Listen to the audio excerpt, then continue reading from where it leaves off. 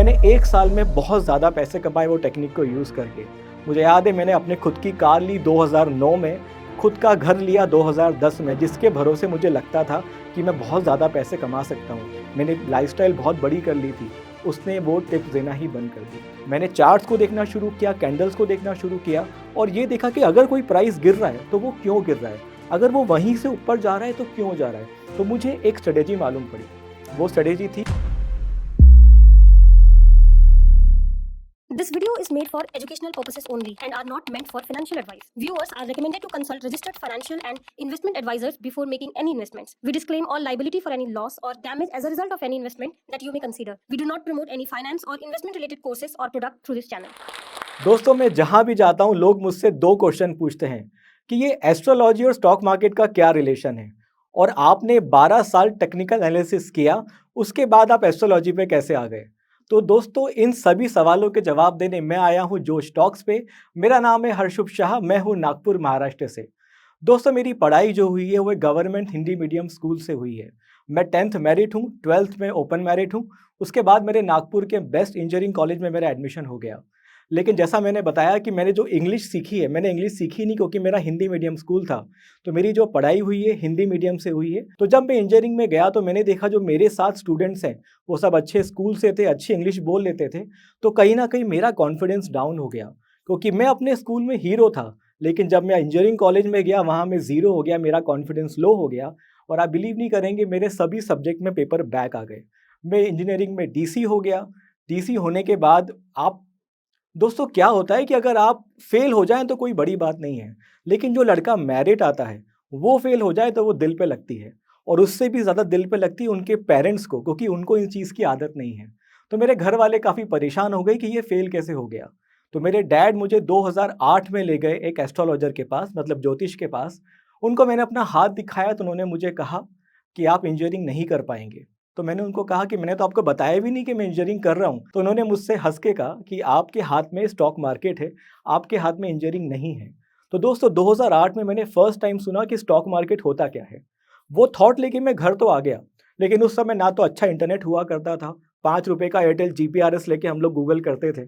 तो मेरे पास stock market में कहाँ सीखूँगा, मेरे पास कोई ऑप्शन नहीं था। तो मेरा एक कज़िन रहता है, मैंने उससे कॉल किया कि स्टॉक मार्केट होता क्या है? तो मेरे कज़िन ने कहा कि बहुत सिंपल है स्टॉक मार्केट, कम दाम पे शेयर लो और महँगे दाम पे बेच दो। तो मैंने बोला यार इसका तो मुझे कुछ भी आइडिया नहीं है। तो उसने बोला टेंशन मत ले, मेरे पास टिप्स आती है, मैं तुझे टिप्स ऑनलाइन भेज दिया करूँगा। उस समय दोस्तों ना व्हाट्सएप था ना कुछ था, उस समय याहू मैसेंजर था, तो मेरा कज़िन मुझे फॉरवर्ड करता था।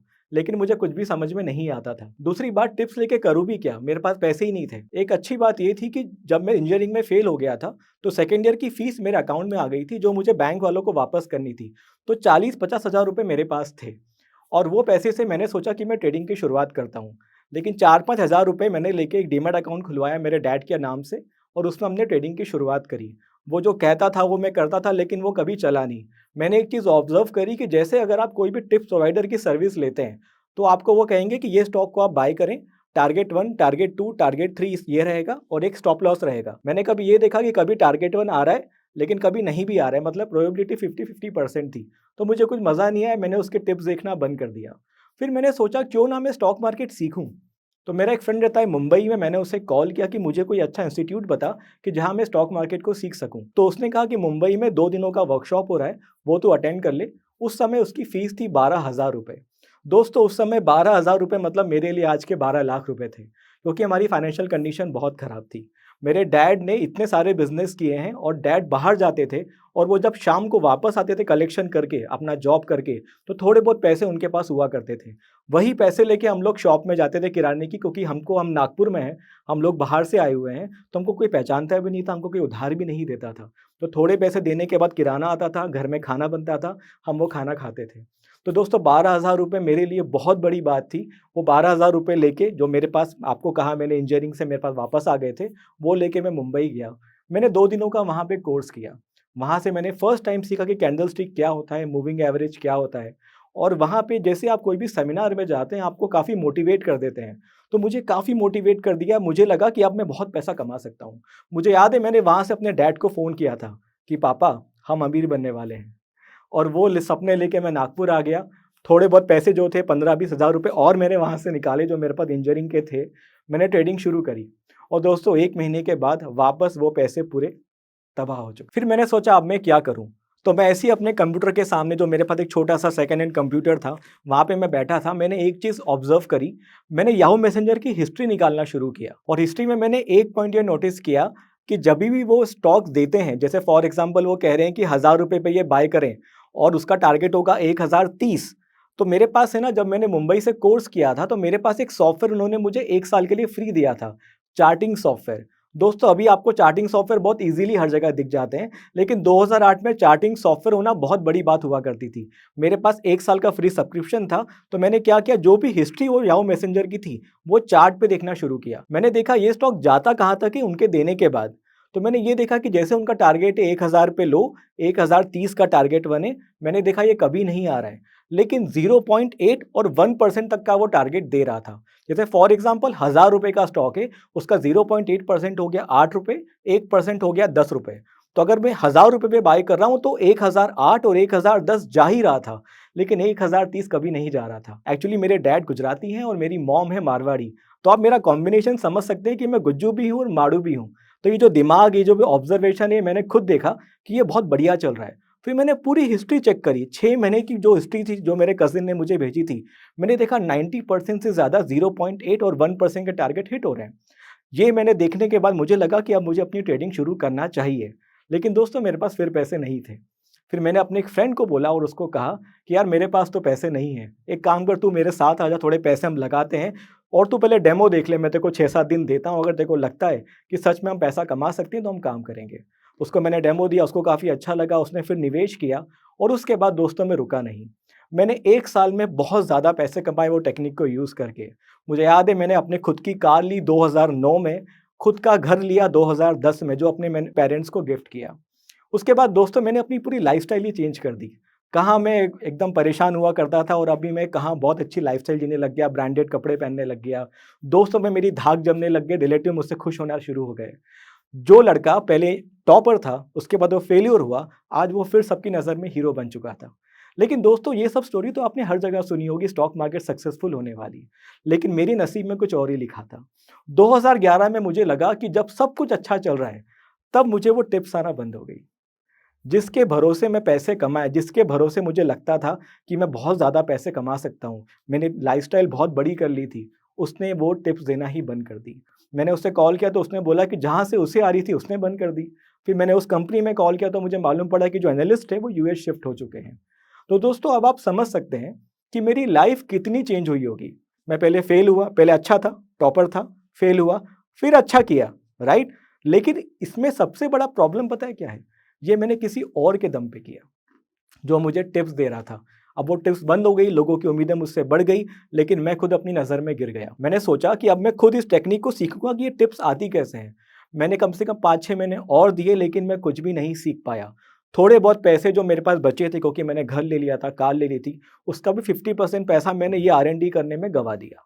अब मेरे पास एक ही ऑप्शन था, स्टॉक मार्केट छोड़ने के अलावा कुछ भी नहीं था। दोस्तों एक चीज़ और कि जब मैं इंजीनियरिंग में फ़ेल हुआ था, तो मैंने गिटार की क्लासेस लगा ली थी। मैं एक अच्छा म्यूज़िशियन हूँ, मैं गिटार भी बजाता हूँ और मैंने नागपुर के जो हमारा जो रेडियो स्टेशन है, वहाँ पे मैं 2 बार फ़ीचर भी हुआ हूँ। मेरे सॉन्ग्स वहाँ पे रिकॉर्ड हुए हैं। तो मुझे लगा कि क्यों ना मेरी जो एक और पैशन है म्यूज़िक की, उसको मैं आगे बढ़ाऊँ। तो दोस्तों मैं चले गया 2012 में आजीवासन स्टूडियो, सुरेश वाडकर जी के स्टूडियो में। वहाँ पे मैंने अपनी लाइफ़ का फर्स्ट म्यूज़िक एल्बम रिकॉर्ड किया। और दोस्तों जब मैं अपना म्यूज़िक एल्बम रिकॉर्ड कर रहा था, तब बाजू के ही स्टूडियो में मैंने देखा कि मुझसे भी कोई अच्छा गिटार बजा रहा है, मुझसे भी अच्छा कोई सॉन्ग प्ले कर रहा है और मुझसे भी अच्छा कोई बैंड है। तो दोस्तों उस समय मेरी लाइफ़ की ट्रू कॉलिंग मुझे मालूम पड़ी कि मेरी लाइफ़ में मैं म्यूज़िक में अच्छा हूँ। लेकिन अगर म्यूज़िक में मुझे और अच्छा करना है तो कम से कम 5 साल या 10 साल मुझे और देना पड़ेंगे और इसके लिए पैसे भी बहुत लगेंगे, मेहनत भी बहुत लगेगी। ये सोच के मैं 2013 में फिर नागपुर आ गया और मैंने ये सोचा कि मैं वापस स्टॉक मार्केट में करियर बनाऊँगा। 2013 से 2014 मैंने 2 साल अपनी फैमिली से ये प्रॉमिस लिया कि आप मुझे 2 साल दे दीजिए, मुझे कुछ मत बताइएगा, मैं सिर्फ स्टॉक मार्केट करना चाहता हूँ। मेरे डैड और मेरी मॉम ने मुझे कहा ठीक है, तूने पहले भी स्टॉक मार्केट में अच्छा किया है, हम तुझे 2 साल देते हैं। उन 2 सालों में मैंने फिर स्टॉक मार्केट को सीखने की बहुत कोशिश की, लेकिन मैं बुरी तरीके से फेल हो गया। इन 2 सालों में मेरे डैड ने मुझे कभी ये नहीं बताया कि उनको कितनी दिक्कतें हैं, क्योंकि उनको ये लगा था कि मैं मेहनत कर रहा हूँ। मुझे 2014 के एंड में ये मालूम पड़ा कि मेरे डैड के ऊपर 1 करोड़ का लोन है। डैड के पार्टनर ने उनको धोखा दे दिया था, हमारी सेविंग धीरे धीरे कम हो गई थी और मेरे मॉम डैड ने मुझे सिर्फ इसलिए नहीं बताया ताकि मेरा माइंडसेट खराब ना हो, क्योंकि मैं रिसर्च कर रहा था। जब मुझे ये लगा कि अब मेरी लाइफ में कुछ नहीं बचा है, जो घर मैंने लिया था वो घर भी बिकने पे आ गया है, कार का तो नामो निशान नहीं था, तब मैंने सोचा कि अब मेरी लाइफ में कुछ नहीं है। मैं लाइफ में बहुत डिमोटिवेट हो गया था, इतना डिमोटिवेट कि मैंने सुसाइड अटेम्प्ट भी किया हुआ है। ये बोलने में मुझे शर्म आती है दोस्तों, मैं चाहता हूँ आप लोग ऐसा कभी ना करें, लेकिन मैं वो भी कर चुका हूँ। लेकिन इसका मुझे सबसे बड़ा फ़ायदा भी हुआ। वो फ़ायदा ये हुआ कि 2015 में जब मैंने ये चीज़ करी, तो मेरे एक दोस्त ने मुझे अपनी एक हार्ड डिस्क दी। उस हार्ड डिस्क में संदीप माहेश्वरी के वीडियोज़ थे और वो वीडियोज़ मैंने एक ऐसे ही देखा। उन्होंने इस वीडियो में कहा आसान है। तो मैंने बोला ये क्या बंदा है जो बोल रहा है आसान है, क्योंकि मैं अपनी लाइफ में बहुत डिमोटिवेटेड था। उन्होंने कहा आसान है तो मैंने भी सोच लिया आसान है। फिर मैंने उनके सब वीडियोज़ देखे। फिर मेरे पास बाइक थी। दोस्तों मैंने अपनी वो बाइक बेच दी, साइकिल खरीद ली। मैंने अपने आप को ये कह दिया कि लाइफ में कुछ भी हो जाए, मेरे पास एटलीस्ट साइकिल तो रहेगी ना। कुछ ना रहे, साइकिल में 2 रुपए की हवा तो भरा के जीवन जी सकता हूँ।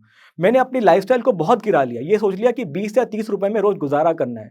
मैं कुछ भी कपड़े पहन लूँगा, कुछ फ़र्क नहीं पड़ने वाला इस चीज़ से, लेकिन मुझे इस दलदल से निकलना है। क्योंकि संदीप माहेश्वरी ने एक चीज़ कही थी कि आपकी लाइफ़ आपके हाथ में है, कोई और आपको बचाने नहीं आने वाला। दोस्तों हमारे घर में फ़ैन होता है, फ़ैन की 3 ब्लेड होती है।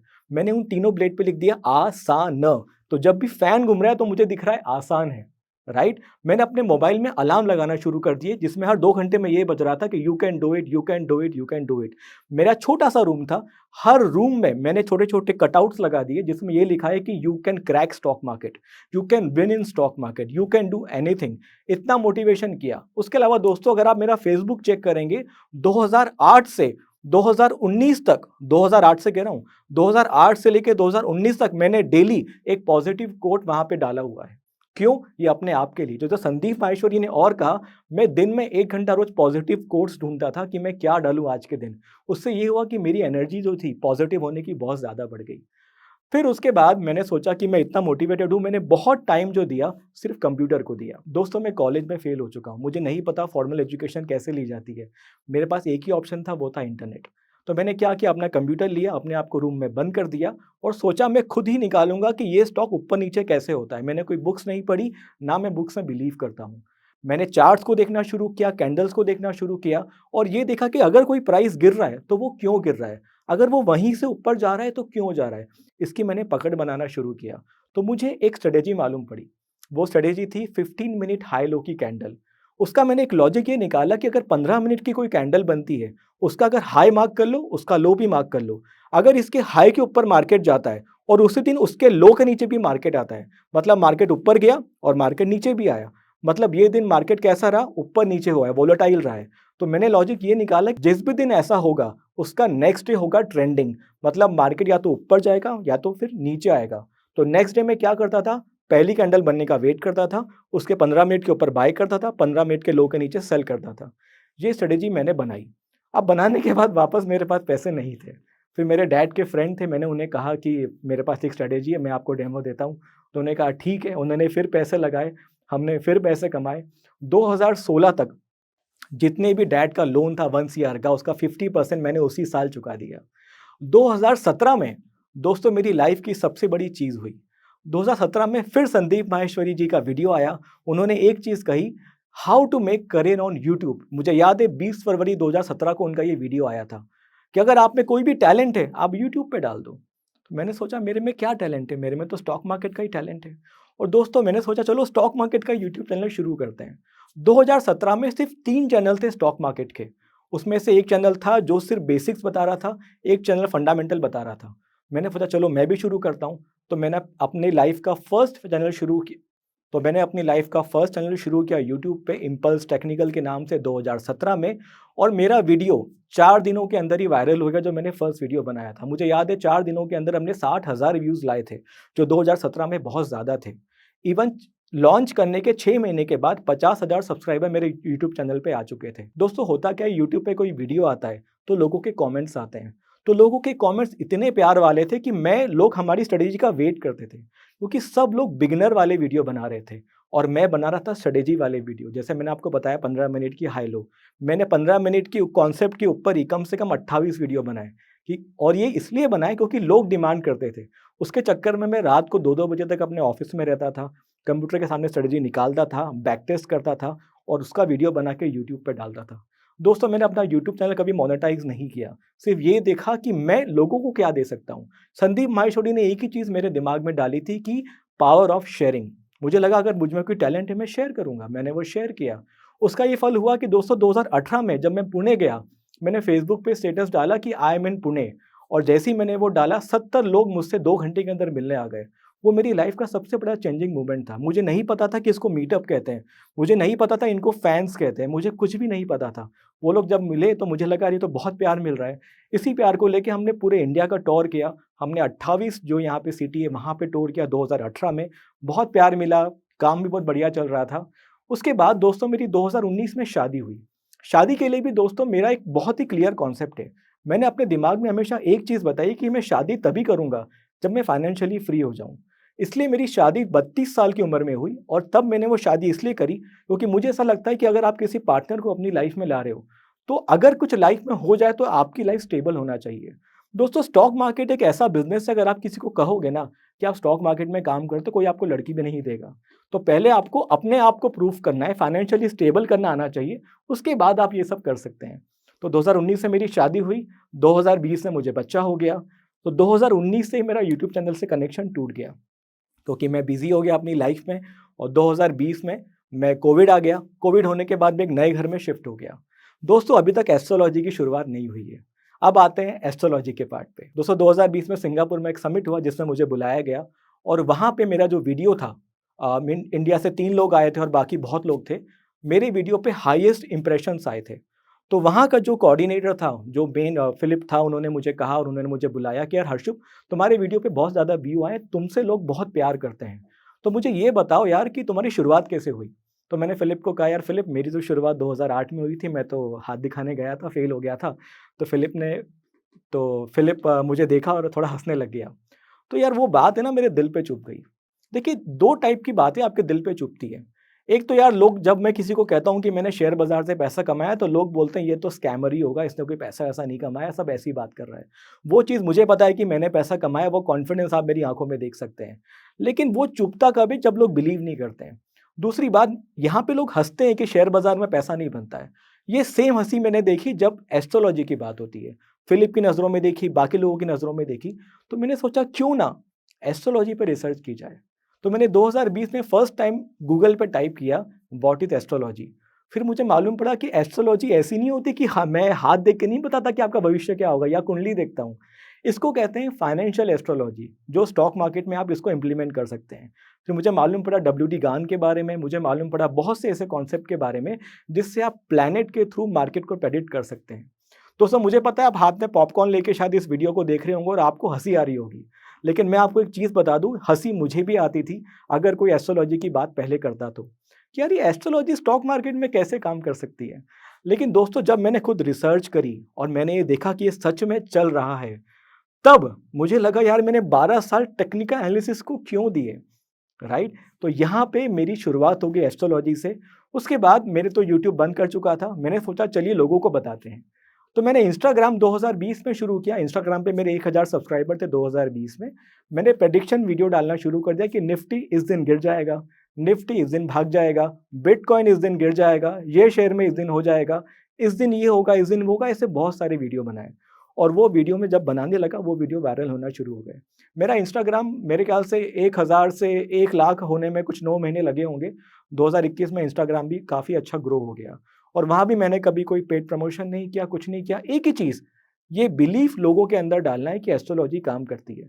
मुझे पता है दोस्तों, आप लोगों को बिलीव नहीं होगा, तो अगर आपको बिलीव करना है तो आप एक काम करें, मेरे इंस्टाग्राम पे जाइए, जितने भी वीडियोज़ हैं, पेपर पेन लेके बैठिए, डेट के साथ चेक करिए कि मैंने कब क्या बोला है, चार्ट्स पे जाके चेक करिए, कहीं मैं गलत भी तो हो सकता हूँ।